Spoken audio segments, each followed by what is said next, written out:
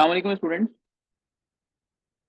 आपको जैसे बताया था कि आज हमारी जो है वो क्लास होगी रिलेटेड टू, जिसमें हम एक पेपर को देखेंगे कि जब पेपर हमारे सामने आता है तो हमें उसमें क्या क्या चीजें देखनी चाहिए और उसको कैसे अटेम्प्ट करना चाहिए। ठीक है, ये है आपके पास CSS 23 स्पेशल का पेपर।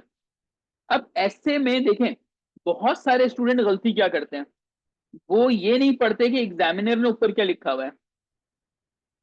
एग्जामिनर ने ऊपर लिखा हुआ है कि 2500 to 3000 वर्ड का ऐसे होना चाहिए on any one of the given topic.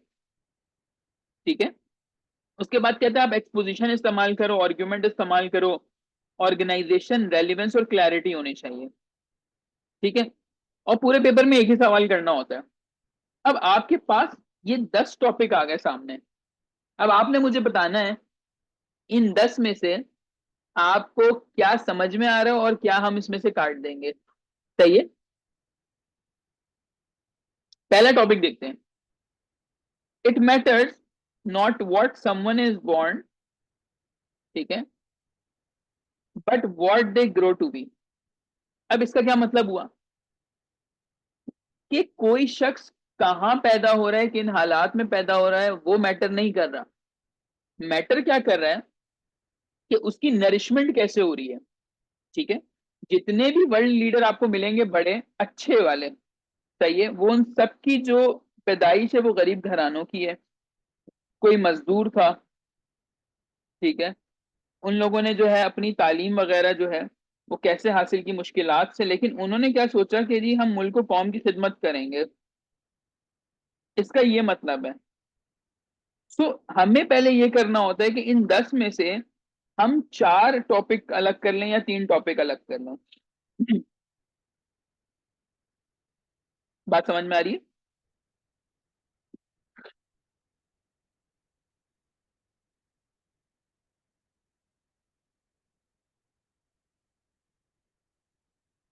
जी बेटा।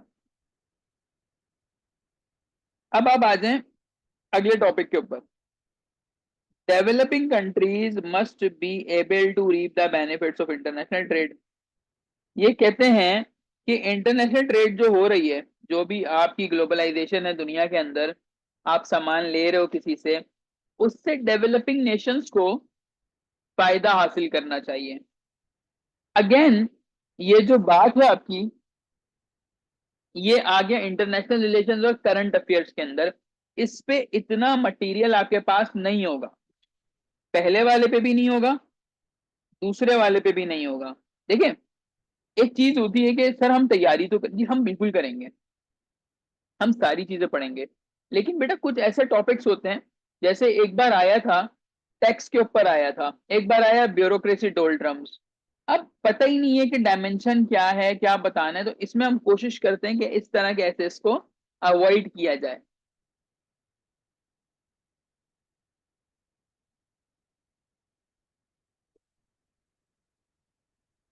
इसके बाद तीसरा है artificial intelligence has over stepped it's bounds. ये सबने अटेम्प्ट किए थे स्पेशल के अंदर। क्यों किया था? क्योंकि ये समझ में आ रहा था। कहते हैं कि आर्टिफिशियल इंटेलिजेंस ने ना अपनी हदें क्रॉस कर दी हैं, अब वो हर तरफ आ गया है। ठीक है,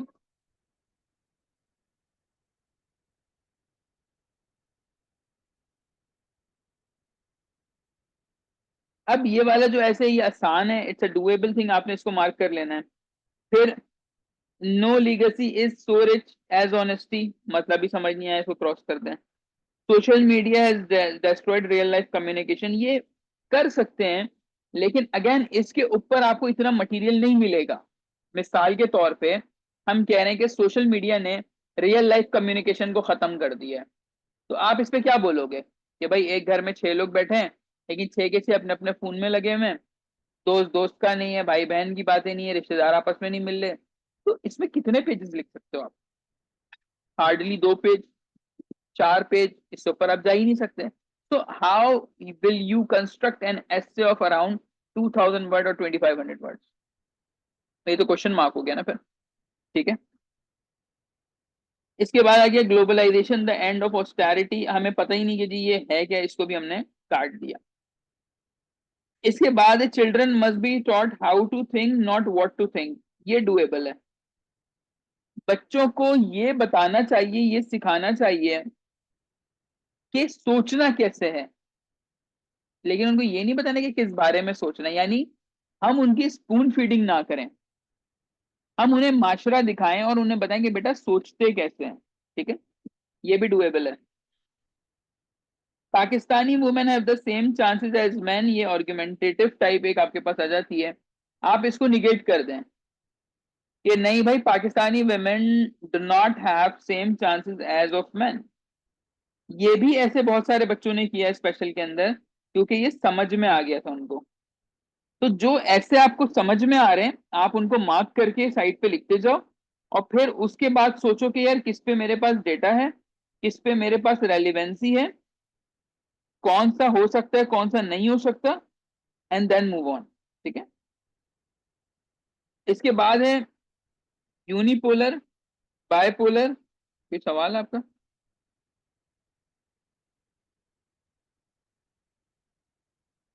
जेंडर स्टडी से निकल जाएगा ये तो, कह रहा हूं ये वाला हो जाएगा, डुएबल है। Unipolar, bipolar, multipolar, new direction of the world, ये भी अच्छा था कि आपको वो पूछ रहा है, आपसे पूछ रहा है कि जी कौन सी इस टाइम पे वर्ल्ड की डायरेक्शन चल रही है, या तो वर्ल्ड यूनिपोलर है या बायपोलर है या कैसा है, तो ये आपने यहाँ पे बताना था। इसके बाद तक सो शोल्डी विथ हार्डशिप्स कम ईज, इसका मतलब है हर मुश्किल के बाद आसानी है। तो ये जो मैंने जिन पे टिक लगाए हैं, ये हमने फर्स्ट फेज में फिल्टर आउट कर लिए। ये हमने फर्स्ट फेज में फिल्टर आउट कर लिया कि अब 1 2 3 4 5 6, यानी मुझे ये 6 जो हैं ये समझ में आ रहे हैं, ताकि मुझे अभी कुछ नहीं पता। अब बेटा आप क्या करोगे, आप ये देखोगे यार मेरे पास जैसे, सर इसमें हिस्ट्री से रिलेटेड लिखना होगा यूनिपोलर, नहीं नहीं नहीं, आपको मिसाल दे दे के चलना होता है। ठीक है, कि हिस्ट्री में ऐसा हुआ था कि यूएसए ने इसराइल से दोस्ती की थी, इसराइल ने ट्रूथ साइन कर लिया था, या रशिया ने यूं किया था। तो आप एक मिसाल देकर चलाते हो चीजों को। ठीक है। ठीक है बेटा, ये हो गया तरीका आपको एक पेपर करने का, मैंने तरीका बताया कि किस तरीके से आप इसकी तरफ जाएंगे। आगे चलें, ये समझ में आ गया ऐसे को कैसे करना है?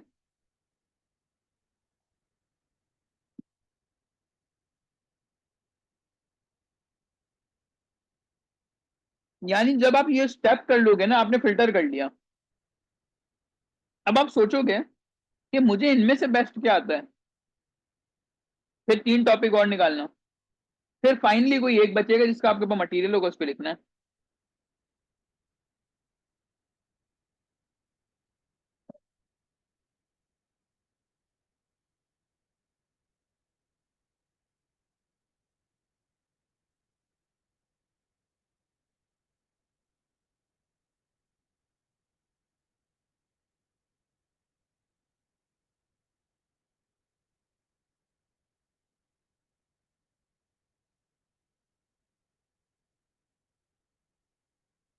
आप चूज जो भी कर लें, आपकी मर्जी, कोई मसला नहीं है। अच्छा बेटा, नेक्स्ट पेपर आपका जो उसी दिन होता है, वो आपके पास होता है किसका? प्रेसी का पेपर। प्रेसी का पेपर बहुत खतरनाक होता है। अक्सर जो लोग हैं ना, वो समझते हैं कि शायद ऐसे ही सब कुछ है, ऐसे नहीं हुआ तो कुछ नहीं हुआ, लेकिन असल जो डर है ना, वो प्रेसी करवाती है। सही है। पेपर ऐसे आता है आपके पास, राइट है precis of the following passage, passage आ गया, इसकी प्रेसी बनाओ, ये पहला सवाल है। नंबर 2, कॉम्प्रीहेंशन लिखो। कॉम्प्रीहेंशन लिखा हुआ है, इसके सवाल जवाब दो। ये सवाल है बेटा, ये दूसरा सवाल है।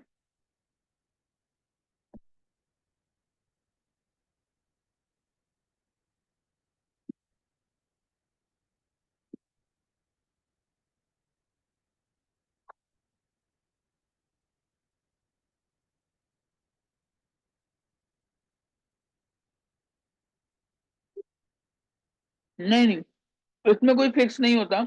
3 लाइनें भी हो सकती हैं, 2.5 लाइनें भी हो सकती हैं, 4 भी हो सकती हैं, डिपेंडिंग ऑन द क्वेश्चन होता है ये। इसके बाद जब आप पेज टर्न करते हो तो पीछे ये प्रिंट हुआ हुआ होता है, करेक्शन आती है,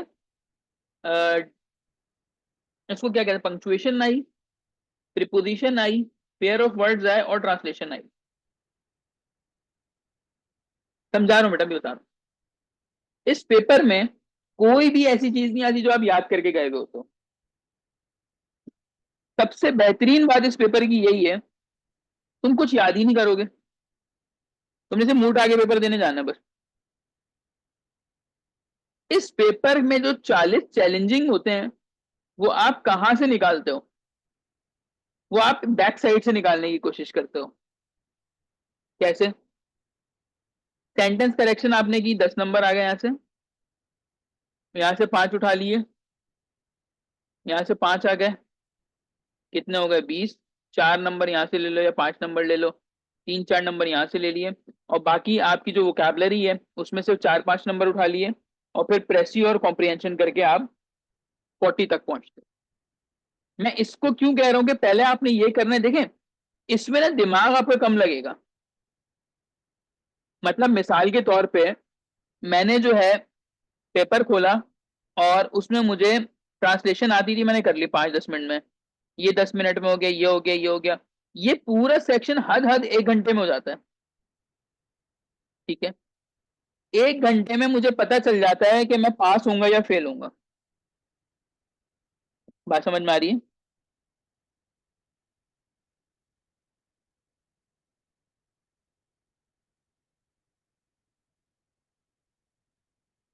अब जो आपको पता चलती है ना ये चीज कि सर क्यों बच्चे फिर फेल होते हैं। देखें अभी आपने 9 से 12 एक पेपर लिखा है, 9 से 12 पेपर लिखने के बाद आपको कहीं बैठने की जगह नहीं मिली है, आप गर्मी में खुआर हुए थोड़ा। अब दूसरा पेपर आ गया जो कि 2 से 5 है, ना वहाँ पानी की अरेंजमेंट है, ना वॉशरूम है, ना मुंह धो सकते हैं, ना कुछ खा पी सकते हैं, अपना लाए तो लाए। अब आप बैठे हुए हो इस तरह की कंडीशन में, तो पहले ये वाला पार्ट कर लो, कोशिश करो इधर से मैं 20-25-30 नंबर निकाल लूं। यहां से जब आप निकाल लोगे नंबर तो फिर आपको कॉन्फिडेंस आ जाता है और आप प्रेसी और कॉम्प्रिहेंशन में नंबर निकालते हो। प्रेसी में क्या करना होता है, आपने उसको प्रिसाइजली बताना है पूरे इवेंट को। ठीक है, आपने ये बताना होता है कि उस पूरे पैसेज में क्या बातें हुई हैं। पता नहीं, होटल में मेरा कभी पढ़ा नहीं बेटा, मेरा हमेशा गवर्नमेंट स्कूल में ही पढ़ा है। बाकी जो बात आइलैंड वाले वहां अवेलेबल होते हैं, लेकिन बेटा उनकी कंडीशंस ऐसी होती हैं कि ना जाए बंदा तो बेहतर है। अच्छा, मेरा मेहरान होटल में नहीं है, ये कभी भी नहीं पढ़ा मेहरान होटल में, तो मैंने तकरीबन कोई 7 सालों से तो मैं पेपर दे रहा हूँ बेटा, होटल में तो मेरा आज तक नहीं पढ़ा। जैसे ओ लेवल्स के बच्चों का पढ़ता है ना, एक्सपो सेंटर, मेरा एक्सपो सेंटर में भी कोई सेंटर नहीं बना और मेहरान में भी नहीं, सारे गवर्नमेंट स्कूल्स और कॉलेजेस थे, और आपको तो पता है उनकी हालात क्या होते हैं। तो एनी हाउ, जब पेपर में आपने पीछे वाला सेक्शन कर लिया, एमसीक्यूज कर लिया, सब हो गया, आखिरी में आपने करना है कॉम्प्रिहेंशन और फिर करना है प्रेसी। क्यों करना है आखिरी में? अगर मैं शुरू में प्रेसी पे टाइम लगा दूं, मिसाल के तौर पे मैं इस पैसेज को पढ़ रहा हूँ, मुझे 1 दफा समझ नहीं आया, 2 दफा समझ नहीं आया, 3 दफा मैंने रीड किया, फिर प्रेसी के रफ ड्राफ्ट बनाए, 1 घंटा प्रेसी में निकल गया। ठीक है, प्रेसी में निकला। अच्छा, प्रेसी में टेंशन ये होती है कि पता नहीं एग्जामिनर को पसंद आएगा नहीं आएगा। प्रेसी में हमें पता होता है एग्जामिनर ने हमें 5-7 नंबर ही देने से ज्यादा देने भी नहीं है, चलें ये भी समझ में आता है। उसके बाद कॉम्प्रिहेंशन में हमें 1 घंटा लग गया क्योंकि हमें वर्डिंग नहीं समझ में आ रही है, हमें सवाल नहीं बन रहे। 2 घंटे मेरे यहाँ समझ लो चले गए। अब मुझे टेंशन के बाकी जो तकरीबन 40-50 नंबर का पेपर पीछे बचता है वो मैं कब करूंगा। और ये याद रखना, यू आर ऑलरेडी टायर्ड। सही है, आप ऑलरेडी सुबह का पेपर देने का थके हुए हो और आपको अब ये टास्क निपटाना है, तो इसीलिए कहते हैं कि पहले वो वाला पार्ट कर लें कि जब वहां 35-40 नंबर आपके बन गए, यू आर ऑलरेडी पास, तो फिर आप इसको थोड़ा सा फ्री हिट के तौर पे भी ले सकते हो। प्रेसी में कोशिश करें 50 तक ही नंबर लाए, बहुत। ठीक है, तो ये कहलाती है स्ट्रेटेजी किसी पेपर को टेस्ट करने की। ये हमने 2 पेपर देख लिए, समझ में आई बात? आज 3 पेपर देखेंगे हम सिर्फ।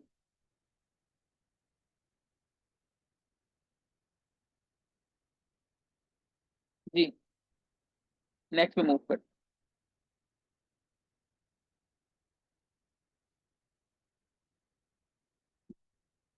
प्रेसी का मैं आपको भेज दूंगा, प्रेसी की वीडियो में है ना, प्रेसी इस महीने में है हमारी प्रेसी।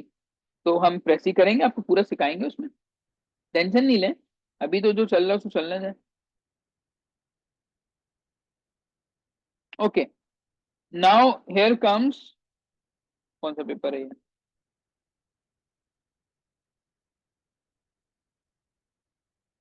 ये आपका पाक अफेयर का पेपर है, ठीक है। पाक अफेयर में मेरे 64 मार्क्स हैं। 64 मार्क्स कैसे आए वो मैं आपको समझाता हूँ।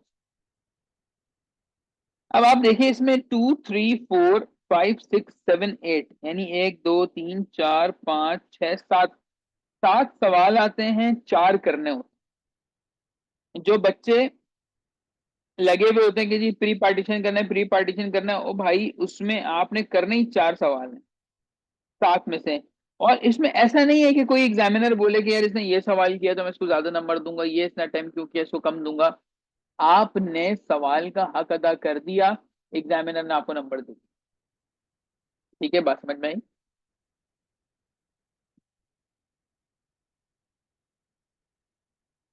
अच्छा, अब जैसे पहला सवाल है, discuss the evolution and development of separate electrode system, can it be termed. अब ये मुझे नहीं पता, क्योंकि मैं प्री पार्टीशन तैयारी नहीं करता, ये मैं क्रॉस कर दूंगा, मुझे ये करना ही नहीं है।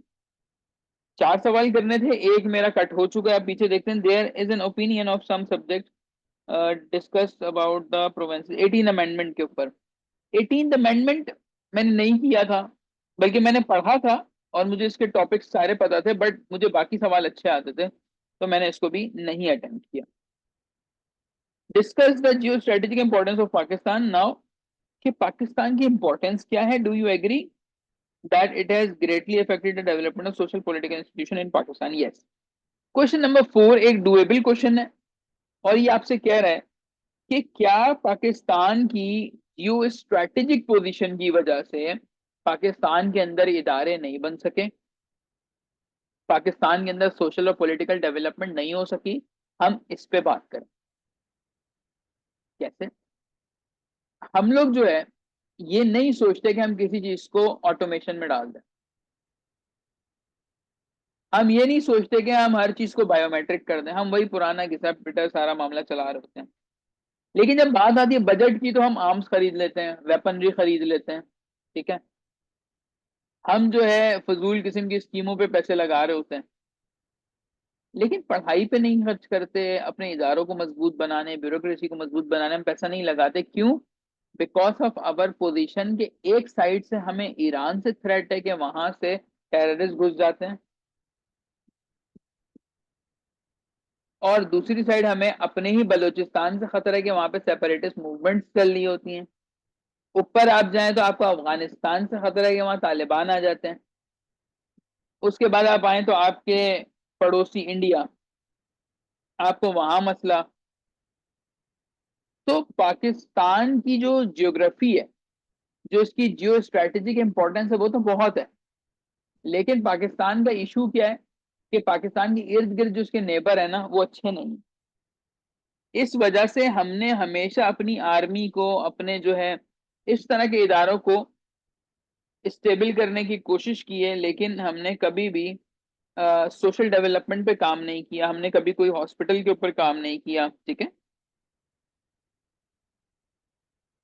तो इसका ये मतलब था पूरे सवाल।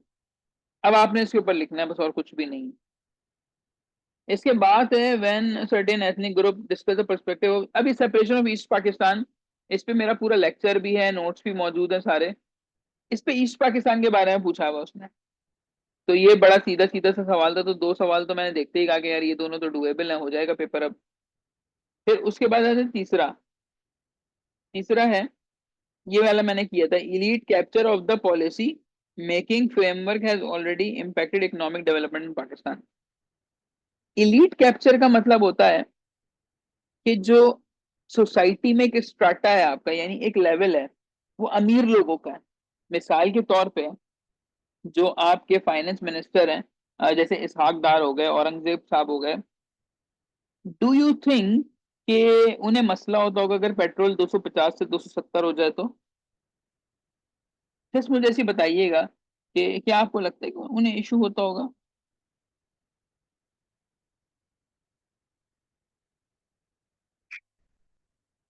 नहीं होता। क्या आपको लगता है कि वो घर में अपने बोलते होंगे कि यार ये एक एसी बंद कर दो, एक चलाओ, या पीक आवर में इस्त्री नहीं करो? या उन्हें ये डर होता होगा कि यार पता नहीं गाड़ी पंचर हो जाएगी तो क्या होगा? मतलब आम आदमी वाले डर उनके नहीं है, लेकिन वो डिसाइड करते हैं कि आम आदमी पे क्या बजट होगा। बात को रिलेट करने की कोशिश करिएगा। जितने भी लीडर्स हैं, जब वो किसी गरीब की बात करते हैं ना, तो आपको हंसी आनी चाहिए इसके ऊपर। कोई भी लीडर हो, एक्स वाई जी, यार जब तुमने गुर्बती देखी ही नहीं है, जब तुमने वो वाला टाइम देखा ही नहीं कि इंसान के पास जब पैसा नहीं है तो वो किस तरीके से सरवाइव करता है, तो आप नहीं बात कर सकते ऐवानों में उनकी। तो ये इलीट कैप्चर था। इसमें हम बात करेंगे कि हिस्ट्री में जो इस तरह के लोग आए उन्होंने क्या किया, और तमाम बिजनेसमैन ही चला रहे हैं सारे उसको, इकोनॉमी को। और सर सब सच नहीं, नहीं नहीं, सब सच नहीं लिखना। इलीट कैप्चर का जो टर्म है ना, वो आप एक पर्टिकुलर सोसाइटी, यानी हम कराची में रहते तो हमारे लिए डीएचओ और क्लिफ्टन है, तो भाई वहां सब इलीट क्लास है हमारी। मुल्क के बड़े बड़े फैसले आपकी इलीट क्लास कर रही है। और उसकी वजह से क्या हो रहा है कि इकोनॉमी पे इम्पेक्ट पड़ता है। मिसाल के तौर पे इसहाक डार ने बोला कि जी मुल्क जो है वो खतरे से दो चार है, मुल्क में पैसा नहीं है, तो आए एक काम करते हैं, पेट्रोल को बढ़ा देते हैं, पेट्रोल सब डलवाते हैं, पेट्रोल से पैसा आएगा। उन्होंने जी इसको उठा के 250 को 300 कर दिया। अब क्या हुआ? उस 50 रुपए से इसहाक डार को फर्क नहीं पड़ता, लेकिन एक गरीब आदमी की कमर टूट जाती है। ठीक है। तो हमें ये चीजें लिखनी होती है इसमें कि हमने यहाँ बताना है कि जी एक सर्टेन ट्रेंड बंदा ही आए। Last, what policy option should Pakistan choose to effectively address its vulnerability to the phenomena of global warming? इसमें वो सलूशन मांग रहा है। सही है। वो आपसे कह रहा है 7 में कि भाई मुझे सलूशन दो कि पाकिस्तान ग्लोबल वार्मिंग के फिनोमेना को कैसे सही करेगा या कैसे सही कर सकता है। ठीक है। बात समझ में आ रही है?